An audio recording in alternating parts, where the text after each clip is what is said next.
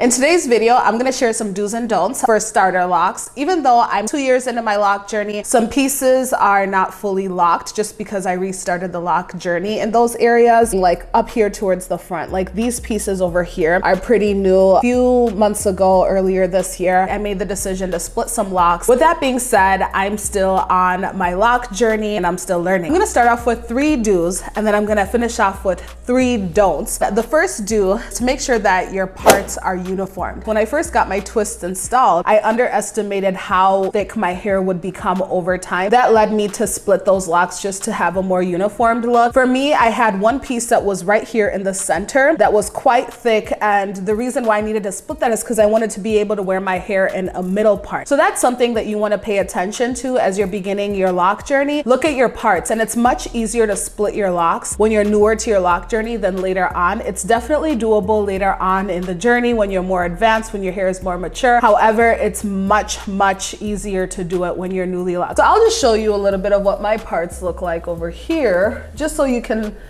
take a look at what they look like. The next do that you have is to practice patience. This is really key. In all of my videos, I'm going to continue telling you that you need to be patient. Even where I am in my lock journey right now, I'm not going to lie to you that patience is not something that I have to practice, because I do. There's some goals that I have for my hair that I'm hoping that I can meet. After 1 month being locked, it can be very tempting to look and see if your hair is budding, to look and see if you're getting length. Hair, when you just let it be, that's when you start to see growth, and that's when you start to see progress. For that person who's new to your lock journey, you're gonna hear it all the time, but patience really is key. There's no other way of getting around it. Trust the process and you'll start to see the results of your hair. The next do that I want to share that I wish I did earlier on is to make sure that you're protecting your hair when you go to bed at night, or protecting your hair when you're sleeping on different fabrics. This is an underrated thing that's not said as much, but locks tend to cling on to different things. Like if you have fabrics with little cotton pieces, it easily gets in your locks. Cover your hair when you sleep at night and when you're gonna be laying down for many different reasons. One, you're protecting your hair from the friction, especially around your edges. You just want to make sure that those are protected. And for me, it helps with preserving a style, especially in the beginning before my locks had dropped. If I went to bed at night without covering my hair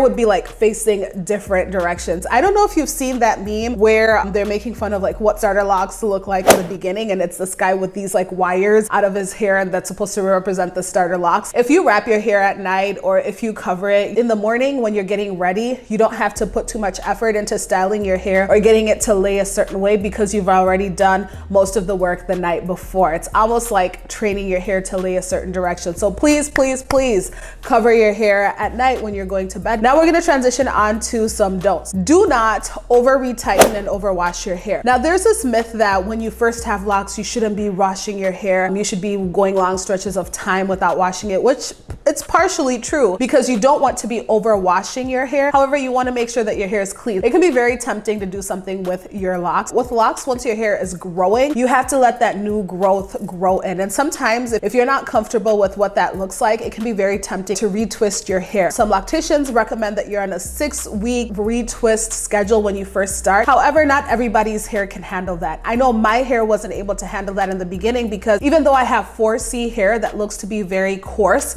it was also not as strong as I thought it was, and I needed to give it time in order to build thickness. I started off at a 4 times a year retightening schedule. I've had to increase that just because my hair is growing a little bit faster than I anticipated and than it was last year. Don't be tempted to constantly retwist your hair. You are in control of your hair. So even if somebody tells you come back in 4 weeks or come back in 6 weeks, please watch your hair and see what your hair looks like. You might not even have as much growth after 6 weeks when your loctician is telling you to come back. So feel free to stretch it out. What they try to avoid is from your hair either being neglected or from your hair merging together at the roots, which makes it a little bit more tough to retwist. This don't is very important. When you're new to your lock journey, you feel like you have to put something in your hair. And actually, locks are a lot different from loose natural hair in the sense that less is more. So the less you do with your hair, the more it's gonna flourish, flourish, the more it's gonna do well. It's very tempting to reach for a product. And as we know, marketing is out there. There are a lot of products that are marketed to us all.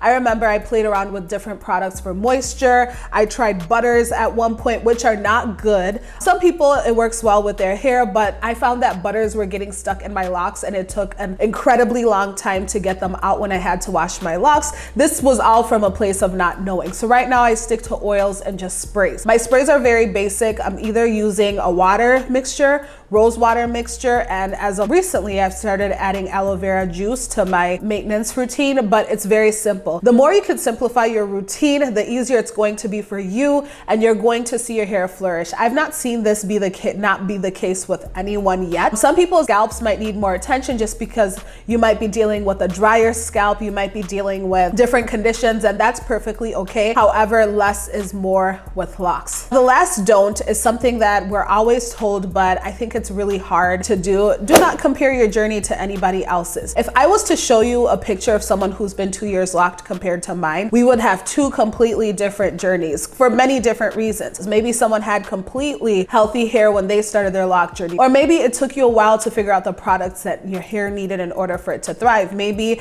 your hair has been deprived of moisture. It can be very tempting because we see all these progress photos. Everybody is running a different race, and there's a quote that I'm sure we're all familiar with that says, comparison is the thief of joy. The only person you should be comparing yourself to is yourself, meaning that look at where you've started with your lock journey and where you are right now. That will show you the progress. Progress is not looking at where somebody else is in comparison to where you are right now. So I'm hoping that these tips will help you with your starter lock journey. I like to focus more on mindset when it comes down to taking care of our hair, just because that plays a big role in how we take care of our hair. Oftentimes, a lot of us don't know how to care for our hair because we haven't had to. Either somebody else has maintained it or we just were not taught. So once we deal with the mindset, then the products will follow. It's easier to lean on the products to try to solve the solutions, but mindset is a really big thing. If you're a person that doesn't know what your hair needs, you will reach for every product. I hope these were helpful for you. I encourage you to follow my lock journey on Instagram at unalteredlaura, where I'm documenting my lock journey in visual format. Otherwise, so glad that you watched this video. Give it a thumbs up if you found it to be helpful. I will see you in the next video.